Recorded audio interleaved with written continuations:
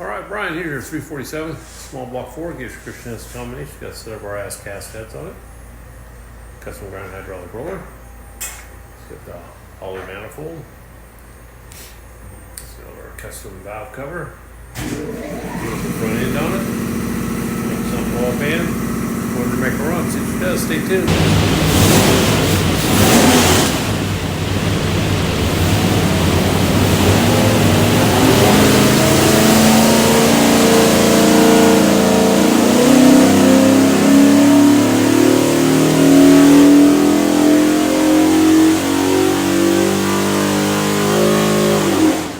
Okie doke, 3,400 or 394 foot-pounds of torque, peak torque 417, peak horsepower 443, so everything's good.